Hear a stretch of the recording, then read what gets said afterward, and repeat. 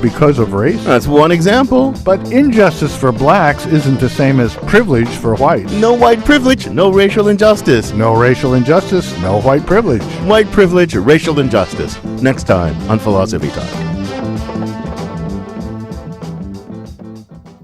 Listen to Philosophy Talk today at noon on KSJE 90.9 FM, Farmington.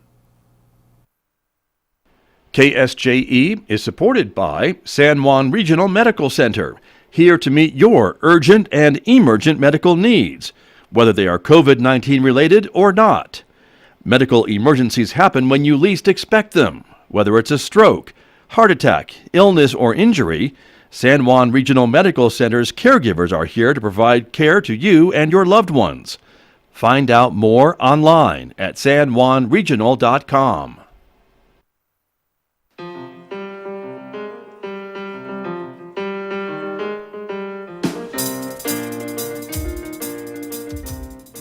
Ten minutes past 8 o'clock. It is Tuesday morning, June the 9th. Good morning, everyone. I'm Scott Micklin. Thanks for tuning into KSJE 90.9 FM over the air in San Juan County, 103.3 FM over the air in Durango, Colorado, and of course, everywhere streaming from our website at ksje.com. Good morning also to our viewers who are joining us live this morning on the KSJE YouTube channel and Facebook page. Glad to have you with us, everybody. Coming up in the next few moments this morning, my guest on the program, Jamie Church, is standing by from the Farmington Chamber of Commerce. She'll be joining me via Zoom from her lovely home in Farmington, so stand by for that, everyone. That is coming up in the next few moments. And then, of course, it's Tuesday, so we'll check in with Amber Francisco later on this hour from the Farmington Regional Animal Shelter. She'll be showing us some of the pets available for adoption this week. And of course, if you're watching us on YouTube or Facebook, you'll be able to see the pets that we're talking about. Stay tuned for that coming up at 8:50 a.m. At 9 o'clock, of course, it's our local information program about the coronavirus. We're going to get some new information about some local funding that's available for folks and businesses that are helping in that effort. Also, we are focusing on businesses this week, so we'll be talking to a local business owner on what they have been doing during the shutdown and how they are reopening. That's coming up live this morning at 9 a.m. on YouTube and Facebook. A rebroadcast, of course, on the radio this afternoon at 5:06 p.m. on KSJE. And, of course, it's also rebroadcast at noon on KNMI Radio, which is 88.9. On the radio at 9 a.m., Mick Hess takes us roving with the arts. Tuesdays means Bach Cantata Days, and Mick is continuing to play through all the Bach cantatas for us. You'll hear more of them coming up this morning on Roving with the Arts at 9:06 right here on KSJE. And don't forget, of course, in addition to Facebook and YouTube, you can also connect with us on Twitter and on Instagram as well. Weather forecast, it's going to be windy and sunny, but cooler today. 72 degrees is all about as warm as we're going to get on this Tuesday. 41 degrees overnight tonight, then sunny and warming up tomorrow with a high of 80 degrees on Wednesday. 89 and mostly sunny skies by Thursday, warming up to 90 degrees on Friday, before maybe a chance of showers pops up Friday night into Saturday with a high of 88 on Saturday. And sunny skies again, highs near 90 for the next several days after this cold spell. Well, let me turn to my guest, who is with me this morning, as I mentioned, from her home in Farmington, and we are connecting via Zoom this morning. Jamie Church is here from the Farmington Chamber of Commerce. Good morning. Good morning. Thank you for being with us as we embrace technology today, right? Yes, that's the theme of the day, embracing technology. I think it's the theme of the season. But yes, the theme of the season, yes. You and I were talking before we came on the air this morning about how we are learning to live with technology, and it's kind of here to stay. You were mentioning because you've had meetings by Zoom, and I've had meetings by Zoom, and so it's just one of those things that we are getting more familiar with. So I have 3 Zoom meetings and a Skype, I guess. Anyway, so that is something I've kind of resisted through this whole time. I kept thinking, well, we're going to get back to normal and we're going to get back to, the committee meetings and all of the different things. Well, I'm not sure. We might get back to those at some point, but I think it'll be a combination. And so I'm just trying to get myself up to speed on all the, the technology. So I understand. Well, here we are. And here we are, and it's working so far. I'm going to knock on my wooden table here. But anyways, it's great to see you and have you on the show. Yes. And because I know, even though things have been kind of shut down, the chamber continues with its work. And you had kind of speaking of technology, a technological event last week, which was the virtual business after hours, right? Exactly. So one of our board members and one of our committee members, Sheila Mobley, who I know you've talked to on your show before. Who doesn't know Sheila? Really fun. I'm sorry, go ahead. Who doesn't know Sheila? Who doesn't know Sheila? So she thought it would be fun, and she reached out to Neil, and we got this whole thing set up, and we did a virtual kind of a member thank you, really, or a member celebration, and actually it's had quite over 3,000 some views. Where we had a little bit of a technical issue was I was supposed to be able to share it to the chamber page, and I realized a little late that wasn't working. So then I started a watch party, and but we had a few technical issues, but that's what we're learning every time we do one of these events. And I'm sure doing all the stuff you're doing every day, every time we do one, we learn and go, you know what, that didn't work, that didn't work out so well, so let's switch it next time. But so we did that, and Mr. Neil McCoy was amazing. He really understands why chambers are important. He talked a lot about that, and he was very nice to give several shout outs to the Farmington Chamber. And nice. So, he was great. And he sang a few songs. It was really fun. Very cool. Well, that's very exciting. And I would think, like most things on video on the internet, it lives on today, doesn't it? Can we go to your page and see it? Mm-hmm. Yeah. So it's still there. Watch it on the page. But there you go. Well, that's cool. Well, very, very exciting. And of course, since we can't get together for actual business after hours and gatherings, it's nice to be able to do it at least remotely and physically distancing ourselves. So there is that. So, and learning the difference between what's a Facebook Live event, what's a Zoom event, and now I think too that as this continues, there's going to be new ways to do things that are going to be developed and hopefully to keep getting better and smoother. So as I said, I'm just trying to move forward with how do we best continue the work of the chamber and all of our committees, and while respecting that things are changed, and who knows when we're going to be able to do any kind of big events again. I know I was chatting with you about that before we went on live, that's an unknown right now. So, we need to adapt, I guess, as well. Yeah, we were talking things like concerts and plays and things like that just aren't. And all of your chamber events. Yeah, exactly. Oh, wait, we're going to get a shout out. She's using her chamber coffee mug there. So there it is. There's the shot. There it is. Perfect. Well, but you have been working and your staff have been working with your members, right, to kind of get them ready as San Juan County reopens, which we are now in phase 1, phase 2? Yeah, of reopening, some early phase of reopening, and doing it safely and doing it responsibly and doing it in a way that customers feel comfortable coming back into people's stores and shops and things like that. And there's a whole big regulations and recommendations about doing that the right way, right? Right, exactly. And that's where I felt like the chamber served the best role in this whole process was information, because that's all we can really do right now is a lot of information. And so we've been sharing what the guidelines are. We did a video with the mayor and Chief Burke from the fire department on how to figure out your occupancy and being flexible with when you go into stores and restaurants. And so I've been out now to 3 different restaurants to dine in, and they're all following all of the safety guidelines, and they're doing very creative things with their menus, so you don't have to touch the menu.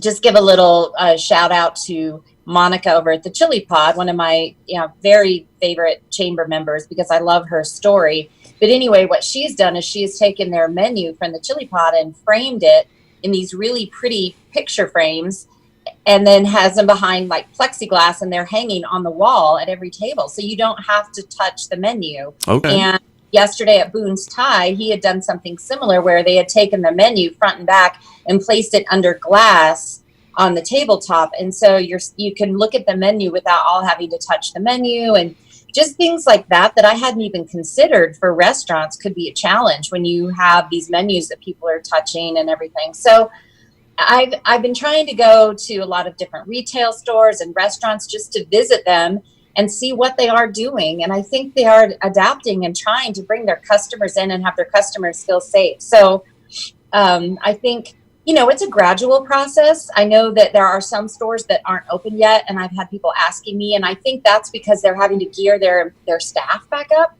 If they had to lay staff off, then now they have to get those staff rehired. And some of these stores, especially the retail clothing stores, their inventory isn't maybe, they haven't caught up with inventory, with the summer inventory, because this all happened back in March. So I think, again, the thing is just be patient, and these stores will open again as they feel that they're able to. And they know they have to get some things in place. So it's definitely a gradual process. Exactly. Very true. And of course, but you and the chamber are working to kind of share some of this information that you are getting, and there's other resources I know. And of course, if when we go out for our essential needs, and as things start to reopen, we can see some of the changes. There's a lot of plexiglass these days around cash registers and things like that. But that's kind of our new way of doing things, right? Yeah, exactly. I think there's more plexiglass, and obviously masks are a thing. Yep. And the occupancy, if your favorite restaurant's already full, or your store, then you're going to have to wait, or you're going to have to come back. So I think that what we've been doing with our chamber members is just trying to share. As we see somebody's open, we share that. Now, I'm pretty active on our Facebook page. I find that's the best way to share information quickly. So I monitor Facebook, and if I see one of our chamber members has opened, then I share that on our Facebook page. Or if they're getting ready to and they're making some announcements, then we share that to our chamber Facebook page, because we are trying to help promote them as much as possible. And we're also running free ads. We do 2 e-newsletters a week that we put out, and we're running free ads in those right now for all of our members that are trying to let people know that they're opening, or maybe they have a new product, or maybe they do cleaning, deep cleaning for restaurants and retail outlets. So whatever we can do right now that helps to get our businesses open and going again, that's kind of where I feel the chamber is playing the most important role. Right. And advocacy, always advocacy too. Sure. That's very true. Well, and the one thing, we're, as I mentioned, we're focusing on businesses this week on our COVID-19 program. And so yesterday we were talking to the Allen Theaters and talk about thinking outside the box, right? Who would have thought that we would have a drive-in movie theater in Farmington, San Juan County in 2020, right? Isn't that great? But I mean, again, it's like... by the way, a chamber member, Allen Theaters. Chamber member, Allen Theaters. Remember, and we've been sharing that on our Facebook page. And yeah, exactly. Thinking outside of the box and saying, wow, what do we do? Well, this is great. And I think that's amazing. And I love that idea. So, right. And we know it's summertime too. And we've got a lot of families, I think, that are worried about what they're going to do this summer with their kids. I mean, I know the Boys and Girls Club has been they've got like a virtual brain camp they're doing.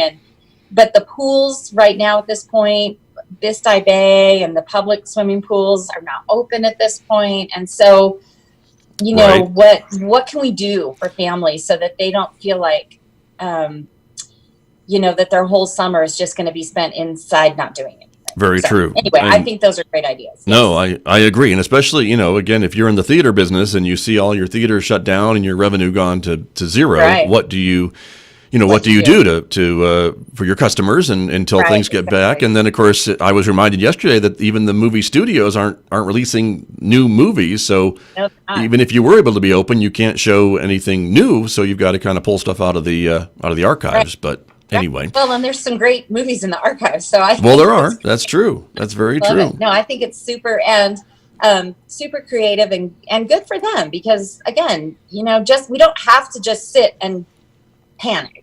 We can't say, okay, this is the new normal right now. Who knows what it's going to look like in 5 months, but this is where we are right now. So what do we do? Right. And let's make the best of it. And how do we do it safely and Right. responsibly? And this is a great, drive-in theater. You stay in your car and you're good to go. So it's Exactly. genius. But you mentioned swimming, and I wanted to point out, I know the city has said that you can swim at your own risk at Lake Farmington. The beach area is closed for swimming, but the rest of the lake apparently is open for kind of at your own risk swimming. So I want folks to be aware of that and to obviously be careful. But that is at least someplace for folks to be able to go once you get into the lake area there. So right, little chilly today. No kidding. Really cold outside. Yeah, today may be more of a paddleboard day at the lake. But yes, the lake is open. Well, not the beach as you mentioned, but so there is still swimming there. And we'll see over the next few. Well, and you're right. Hard to say. No, that's true. And as the state monitors the numbers and hopefully our numbers keep in that downward trend and they can see progress, that more things would reopen safely and as we kind of get used to kind of what we need to be doing to be safe so we don't keep spreading this virus around, and that's the whole point, until there's treatments or a vaccine or something else. This is what we're doing, and so we can still support our local businesses, and that's the job of the Farmington Chamber of Commerce to remind us that these folks are doing business, and figuring out safe ways to stay in business. Right, and I think too, the opening was, as I've actually been sharing this too. People still are a little confused on the opening. So for retail stores, it's 25% occupancy. And then for restaurants, it's 50% occupancy.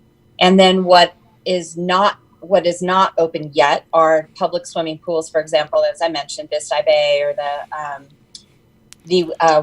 rec center in Bloomfield. I saw that they just put out something yesterday that they would not be opening their pool. So those kind of pools that are public swimming pools are not open. Bowling alleys are not open. As you mentioned, theaters that are the coming in and sitting theaters are not open, but the drive-ins. Those are open, but so more of the outdoor, the golf courses are all open, but they've done some modifications too and some rules for golf courses. So those are open. Obviously the river walk is open. I've been walking that once a week.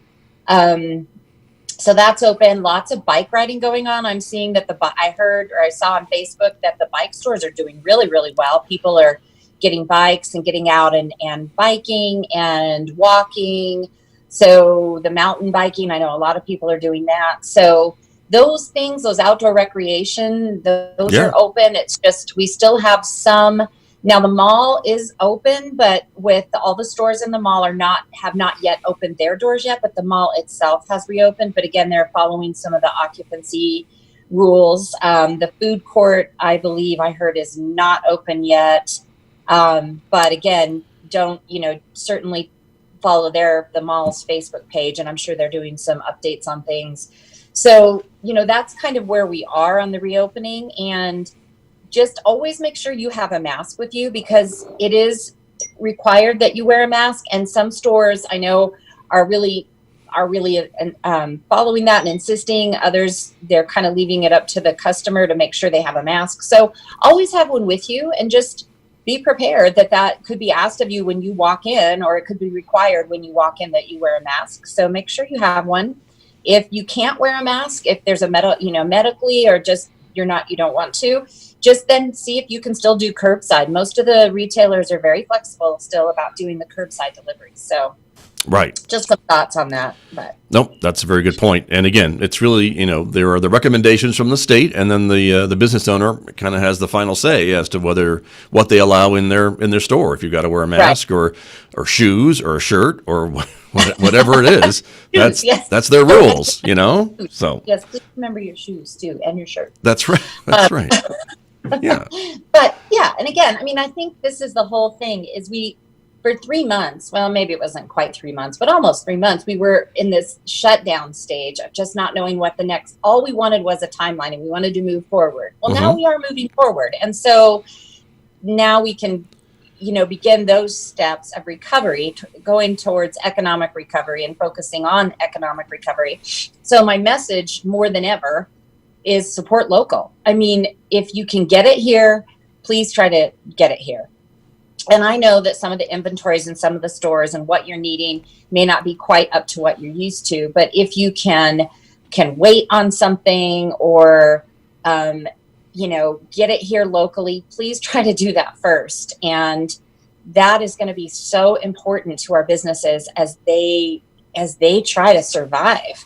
And we still have businesses that are on the edge of, are they going to be able to continue to be open, or are they not? And so the more we can support those businesses, I think the better. So that's my message. I agree. Well, and we have seen some very popular businesses that have shut down for whatever reason. I assume it's virus related, but there may have been other issues going on too. But I know a lot of folks miss them now that they are closed and have announced that they're closing and things like that. So right. So it's very important. And I think your point too, Jamie Church, is when we spend our money locally, we're helping our local governments too, because they rely on the gross receipts taxes. So the city of Farmington, city of Bloomfield, city of Aztec, San Juan County, I think they would also encourage folks to buy local when they can, because when we buy online, even if we're charged sales tax, that goes to the state. It doesn't trickle down yet to the cities and counties yet. So there's that.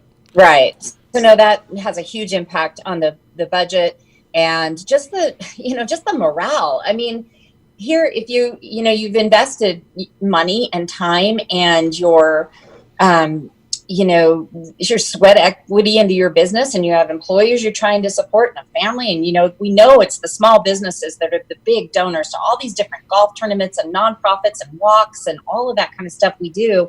It's the small businesses who do the most of supporting of those kind of things. And here they've done all this and they've opened their doors again. And the last thing we need is to say, okay, well, that's great, but I'm going to keep ordering online because that's what I've been doing for the last 3 months. And I like the convenience of it. It's convenient. And I get that. But let's go back out. Let's shop. Let's call. Let's visit their website, see if they can do deliveries, see if we can stop by and pick it up.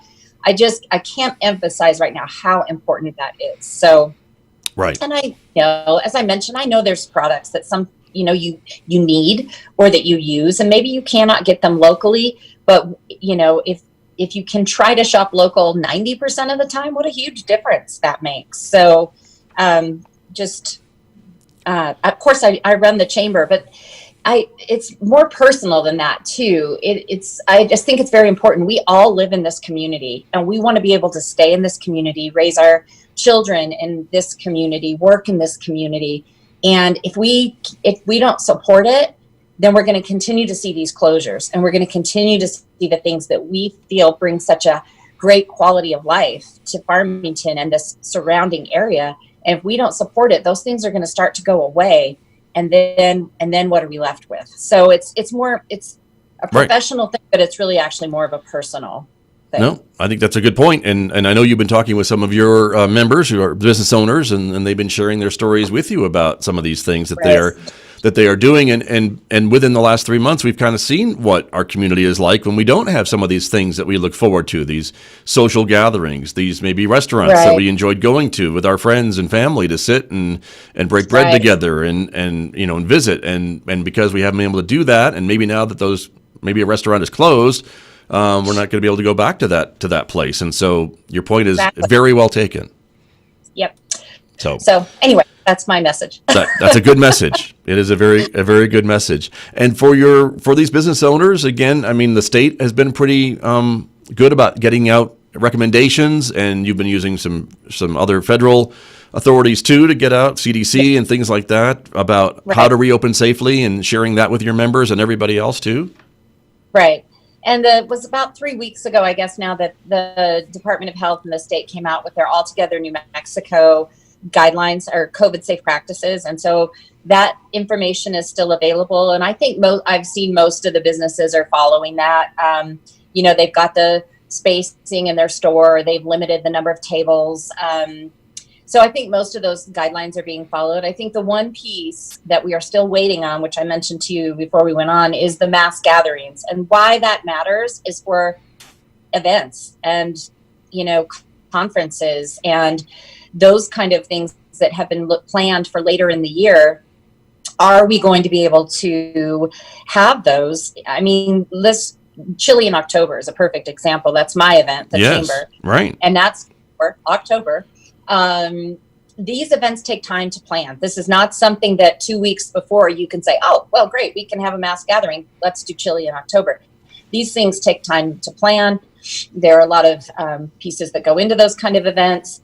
And I think there are many organizations now that are kind of sitting and waiting to decide, are we going to be able to do this? And a lot of these are very crucial fundraisers for some of these nonprofits, and for the Chamber even. This is one of our fundraisers that we do.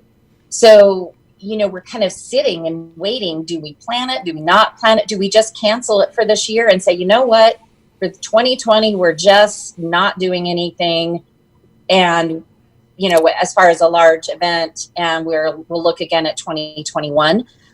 Those are kind of decisions that not just myself, but many development directors and fundraiser organizers and event organizers are kind of sitting and just waiting. So the mass gathering, I think, is the one piece. And I know it's number driven on the virus.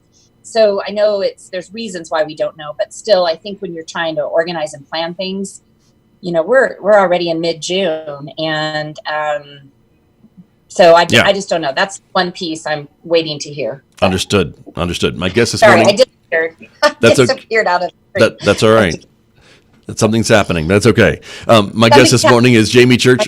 For our radio audience who can't see you disappearing, that's okay. They don't know anything's wrong. Everything's fine. I don't know if you've noticed, but the last couple of days have been extremely windy and blowing up a lot of dust. And so, I don't know. Have you noticed? Oh, yeah. So my nose is running. So sorry. I understand. You can see the audience. I apologize. That's okay. We'll let you blow your nose and do what you needed to do. But I wanted to mention, too, speaking of local businesses and local spending and things like that, the Farmington Growers Market opens this Saturday. And they have taken precautions to do it safely and with all the guidelines and things like that. And so that's kind of to me, I don't know what it is, but it just seems to me like that's kind of a sign of a normal summer, which I'm happy to kind of see. Yeah. And even if it's a little bit different, we could still go to the farmer's market.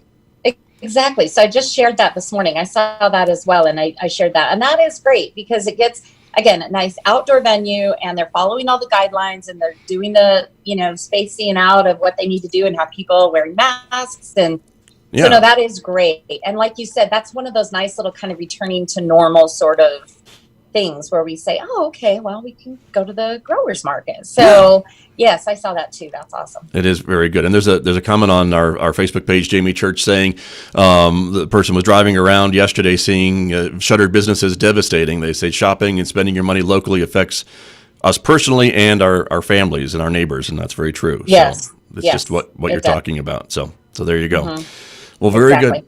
Well, Jamie, what's next for the Chamber? I know you're talking with your board about other maybe virtual events that we could be seeing and doing, and just getting more information out to your members.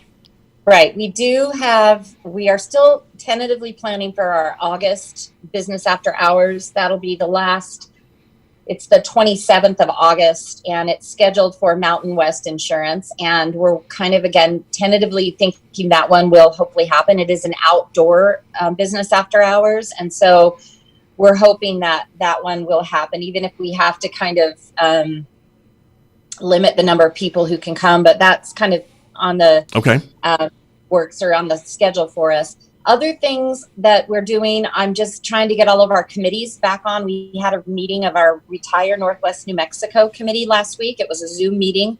And if you remember, that's one of our committees that's really promoting this area to retire. Yes, right. I think now more than ever, there's an appeal to living in a smaller town. Well, no kidding, right? You're not elbow to elbow with your possibly sick neighbors. I agree. Right. So I think there's an appeal there. And I think there are people that maybe live in larger urban areas that are looking to relocate. I'm still getting phone calls from people saying they're coming to perhaps retire here. Cost of living, buying houses right now. So we just met with that committee again. I'm trying to get the Redcoats. I'm trying to schedule a meeting with our Redcoat Executive Committee. And just to remind your viewers, that is the committee that does all the ribbon cuttings. And we have not been able to do ribbon cuttings in the traditional sense, but we do have new members, and so we're trying to do some virtual ribbon cuttings and promote the new members, and hopefully get some ribbon cuttings going again. So we're still moving. We're doing things, and moving forward. And so we have been extremely active, and we've just been more active at home. That's what we've been doing. But the chamber offices are open now from 10 to 2, Monday through Friday. So on a very modified schedule. But if you're a member and you want to come in and check and maybe replace brochures or something, we are there from 10 to 2, Monday through Friday. Chamber building is open. Public restrooms are not open yet, but the chamber building is. Or if you'd like to make an appointment with me and meet and talk about member benefits or something like that, we are there on a modified schedule. Okay. Well, that's good. Yeah. Good to know, and good to know some of these other things maybe coming back, like red coat ribbon cuttings, and maybe business after hours in August. My fingers are crossed. So my fingers are crossed too. So we will see. And again, as we will just continue to share information that we get, and we appreciate the support of the community. I've had quite a few people reach out to me very nicely and say that they really felt that the chamber was one of the organizations at the forefront of this whole time, with sharing information and advocating and keeping people up to date. So that means a lot, because we worked really hard to do that and stay relevant during this time. So that does mean a lot when people, let me know that. Well, we'll continue that. And I think they're correct. I think they're very accurate. So you were at the forefront of all this. So we appreciate it, Jamie Church. And we are out of time this morning. Unfortunately, we could chat all morning.